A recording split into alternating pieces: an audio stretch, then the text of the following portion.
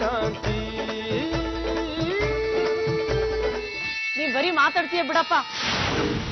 ಆಗೇನಾರು ನೀ ತಡಿಲಿಲ್ಲ ಅಂದಿದ್ರೆ ಆ ಕಾಂತಿಗೊಂದ್ ಗತಿ ಕಾಣಿಸ್ಬಿಡ್ತಿದೆ.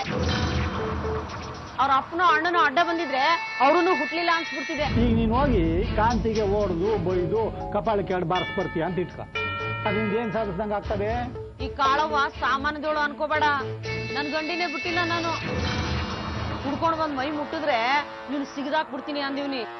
ನಿನ್ ತಲೆ ಅಲ್ಲವಾ ಕಾಳವ, ಆ ಕಾಂತಿಗೆ ಬೈದು ಹೊಡೆದು ಮಾಡಿದ ಕೀರ್ತಿ ಎಲ್ಲಿವರೆಗೂ ಬರ್ತದೆ ಹೇಳು?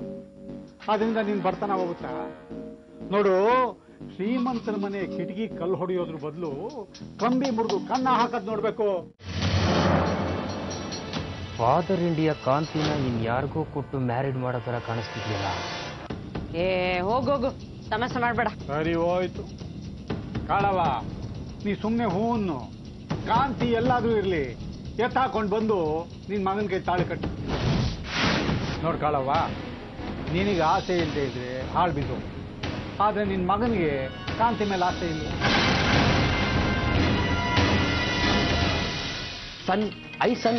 ಸನ್ಗೆ ಫಿಟ್ಟಿಂಗಾ? ಏ ಹುಚ್ಚ, ಏನಾಗಿದೆ ನಿನ್ಗೆ?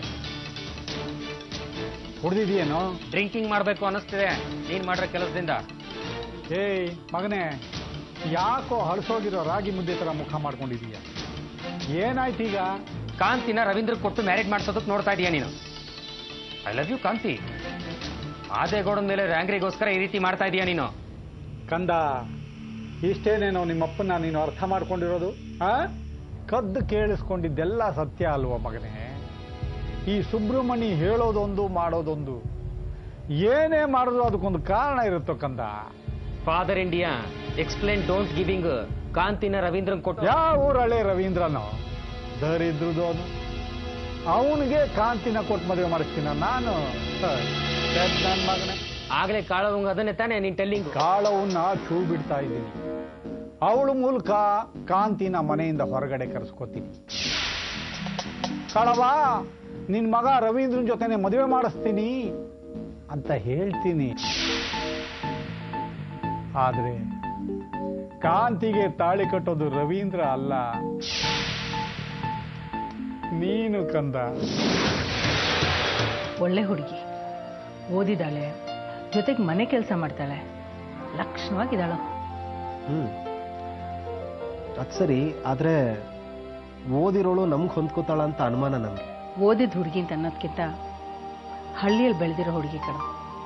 ಅವಳಿಗೆ ಮನೆ ಕೆಲಸ ಎಲ್ಲ ಬರುತ್ತೆ. ಅಡಿಗೆ ಮಾಡ್ತಾಳೆ, ಹಾಲು ಕರೀತಾಳೆ, ಸಂಡಿಗೆ ಹಪ್ಪಳ ಮಾಡೋಕೆ ಗೊತ್ತು. ಎಲ್ಲದಕ್ಕಿಂತ ಹೆಚ್ಚಾಗಿ ಎದುರು ಮಾತಾಡಲ್ಲ, ಸೌಮ್ಯ ಸ್ವಭಾವ. ಆದ್ರೆ ಸತ್ಯಣ್ಣ ಓದಿದಾನೆ, ಅವನಿಗೂ ಓದಿರೋ ಹುಡುಗಿ ತಂದ್ಕೋಬೇಕು ಅಂತ ಅಪ್ಪಯ್ಯ ಹೇಳ್ತಿದ್ರು. ಕಾಂತಿನ ಅವನಿಗೆ ತಂದ್ಕೊಂಡ್ರೆ? ಅವ್ರು ಇವ್ರ ಮಾತು ಬೇಡ ನಿನಗೆ. ನೀನು ಅವಳನ್ನ ಮದುವೆ ಆಗಬೇಕು ಅನ್ನೋದೇ ನನ್ನ ಇಷ್ಟ. ನಿನಗೆ ಅವಳು ಇಷ್ಟ ಇಲ್ವಾ ಹೇಳು. ಹಾಗಲ್ಲಮ್ಮ, ಅವರು ಸತ್ಯಣ್ಣಂಗೆ ಕೊಡೋದು ಅಂತ ಅನ್ಕೊಂಡಿದ್ದಾರೆ. ಈಗ ಬದಲಾಯಿಸಿದ್ರೆ ಏನು ಅನ್ಕೊಳ್ತಾರೋ ಏನೋ. ಈಗ ಕಾಂತಿನೇ ನನ್ನನ್ನು ಬೇಡ ಅಂದು ಅನ್ಕೋ, ಆಗೇನು ಮಾಡೋದು? ಇದೆಲ್ಲ ನಿನ್ಗೆ ಯಾರೋ ಹೇಳಿದ್ದು? ಮಾದೇಗೌಡರು ಬಂದಾಗ ನಾನೇ ಅವ್ರ ಹತ್ರ ಮಾತಾಡಿದ್ದು.